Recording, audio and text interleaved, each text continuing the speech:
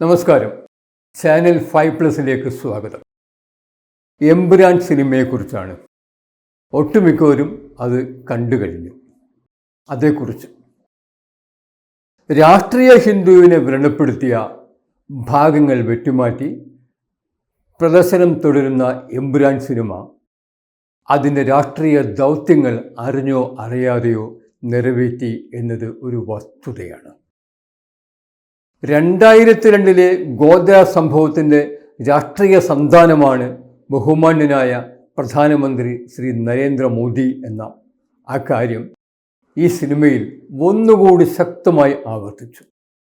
രാജ്യത്ത് ഹിന്ദുത്വത്തിൻ്റെ തേരോട്ടത്തിന് വേഗത, ആക്കം വർദ്ധിപ്പിച്ചത് ഗോദ്ര സംഭവമാണെന്നും എമ്പുരാൻ ഓർമ്മിപ്പിച്ചു. ഇതിനോടകം സംഘപരിവാർ പിന്തുണയോടെ രാജ്യത്ത് ഹിന്ദുത്വ രാഷ്ട്രീയത്തെ ന്യായീകരിക്കാൻ നിർമ്മിക്കപ്പെട്ട നിരവധി സിനിമകളുണ്ട്. അവയ്ക്കെല്ലാം ഒരു മറുപടി എന്ന നിലയിലും ഈ സിനിമയെ കാണാവുന്നതാണ്. സിനിമയിലെ പരാമർശങ്ങളെ എതിർക്കുന്നവർ അവയുടെ യാഥാർത്ഥ്യത്തെ ഭയക്കുന്നു എന്നതാണ് യാഥാർത്ഥ്യം. 17 ഇടങ്ങൾ വെട്ടിമാറ്റിയും പലയിടത്തും നിശബ്ദമാക്കിയും ആണ് എമ്പുരാൻ ഇപ്പോൾ സിനിമാ തിയേറ്ററുകളിൽ പ്രദർശിപ്പിക്കുന്നത്. ചോര ഒഴുകുന്ന നിലയിൽ, അവശതയോടെ. വെട്ടിമാറ്റാൻ ആരും പറഞ്ഞതല്ല, വീണ്ടും സെൻസറിങ്ങിന് കൊടുക്കാൻ ആരും കൽപ്പിച്ചിട്ടുമില്ല. സിനിമ ഉണ്ടാക്കിയവർ സ്വയം കൊണ്ടുപോയി സമർപ്പിച്ചതാണ്. അതാണ് ശ്രദ്ധിക്കേണ്ടത്. സ്വയം സമർപ്പിക്കേണ്ടി വന്ന ആ അവസ്ഥ. അങ്ങനെ ഒരു അന്തരീക്ഷം സൃഷ്ടിക്കാൻ ഈ കേരളത്തിൽ സംഘപരിവാറിന് കഴിഞ്ഞത് ചെറിയൊരു കാര്യമല്ല. ഈ സിനിമ ഹിന്ദുവിനെ അവഹേളിക്കുന്നു എന്നാണ് RSS മുഖപത്രമായ താത്വിക പ്രസിദ്ധീകരണമായ ഓർഗനൈസർ വിധിച്ചത്. ഒരു മതശാസനം പോലെ. ആ ഫത്വയുടെ ആജ്ഞാശക്തിയുടെ ആഘാതത്തിൽ വളരെ യാന്ത്രികമായി എമ്പുരാൻ സിനിമക്കാർ ആ സിനിമയുമായി സെൻസർ ബോർഡ് ഓഫീസിലേക്ക് ഓടുകയാണുണ്ടായത്. സിനിമയുടെ ഇന്ന ഭാഗങ്ങൾ വെട്ടിത്തരണമെന്നായിരിക്കും അവർ അധികാരികളോട് അഭ്യർത്ഥിച്ചിട്ടുണ്ടാകുക. സെൻസർ ചെയ്ത് നിറഞ്ഞ സദസ്സുകളിൽ പ്രദർശിപ്പിച്ചുകൊണ്ടിരിക്കുന്ന പരാതികളും ആക്ഷേപങ്ങളും ഇല്ലാതെ ഒരു സിനിമ ഒന്ന് സെൻസർ ചെയ്ത് തരണേ എന്ന അപേക്ഷയുമായി അതിൻ്റെ ആളുകൾ സെൻസർ ബോർഡ് ഓഫീസിലെത്തുന്നത് ഒരുപക്ഷെ ചരിത്രത്തിൽ ആദ്യമാകും. വിചിത്രമായ ഒരവസ്ഥ. ഈ അവസ്ഥയിലേക്ക് രാജ്യത്തെ എത്തിച്ചതിൻ്റെ രാഷ്ട്രീയം പറയുന്നതാണ് എമ്പുരാൻ്റെ പ്രാധാന്യം.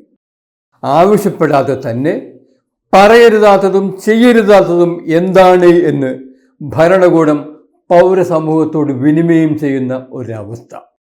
ഭരണശക്തിയുടെ, ഭരണകൂടത്തിൻ്റെ ഇംഗിതം എന്തെന്ന് മനസ്സിലാക്കി പൗരസമൂഹം പ്രവർത്തിക്കുന്ന അവസ്ഥ.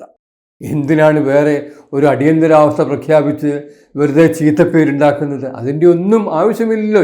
ഇങ്ങനെയങ്ങ് ചെയ്താൽ പോരെ. ജനാധിപത്യത്തിൻ്റെ പുതിയ നിർവചന പ്രകാരം ഭരണകൂടത്തിൻ്റെ ഇച്ഛ, വിൽ ഓഫ് ദി ഗവൺമെൻറ്, അതാണ് ജനങ്ങളുടെ ഇച്ഛ, വിൽ ഓഫ് ദ പീപ്പിൾ എന്ന് വന്നിരിക്കുന്നു. മറിച്ചുള്ളത് പഴയ കഥ. ആ അർത്ഥത്തിൽ എമ്പുരാൻ ഒരു ദുരന്തത്തിന് തുടക്കമാണ്. എമ്പുരാൻ അതുകൊണ്ട് തന്നെ ഒരു രക്തസാക്ഷി സിനിമയാണ്. മുമ്പും ഗോദ്രയെ അധികരിച്ച് സിനിമകൾ ഉണ്ടായിട്ടുണ്ട്. 2024 ആക്സിഡൻറ്റ് ഓർ കോൺസ്പിറസി ഗോദ്ര, അതിനു മുമ്പ് സബർമതി റിപ്പോർട്ട് എന്നീ സിനിമ ഈ ഗണത്തിൽ പെടുന്നവയാണ്. അതാണിപ്പോൾ ഓർമ്മയിൽ വരുന്നത്. ആദ്യത്തെ സിനിമ ന്യൂട്രൽ ആയിരുന്നു. രണ്ടാമത്തേത് നരേന്ദ്രമോദി വാഴ്ത്തിയ സിനിമയാണ്. പിന്നെ BBC-യെ മറക്കാനാവില്ലല്ലോ. 2023 ഗോദ്ര കലാപത്തിൽ മോദിയുടെ പങ്കാളിത്തം വ്യക്തമാക്കുന്ന ഒരു ഡോക്യുമെൻ്ററി BBC ടെലികാസ്റ്റ് ചെയ്തത് ഉണ്ടാക്കിയ കോലാഹലങ്ങൾ ഇനിയും മറക്കാനായിട്ടില്ല. എന്നിട്ടും ഒരു എമ്പുരാൻ സിനിമ ഗോദ്രയെ പരാമർശിച്ച് ഉണ്ടായി എന്നത് ഒരു വലിയ കാര്യമാണ്. അതിനേക്കാൾ ഭീകരമാണ് ആരും പറയാതെ തന്നെ, ആജ്ഞാപിക്കാതെ തന്നെ അത് സെൻസർ ബോർഡിലേക്ക് വീണ്ടും ഒന്ന് സെൻസർ ചെയ്ത് തരണേ എന്ന അഭ്യർത്ഥനയുമായി ആ സിനിമയുടെ നിർമ്മാതാക്കൾ എത്തേണ്ടി വരുന്ന അവസ്ഥ. ഇതിനെയൊക്കെ തന്നെയല്ലേ ഫാസിസം എന്ന് വിളിക്കുക? അതോ ഇതാണോ ഫാസിസ്റ്റ് പ്രവണതകൾ പ്രകടമാവുന്ന ഒരവസ്ഥ? വിശദമാക്കപ്പെടേണ്ടതാണ്. വീണ്ടും കാണാം വേറൊരു വിഷയവുമായി. നമസ്കാരം.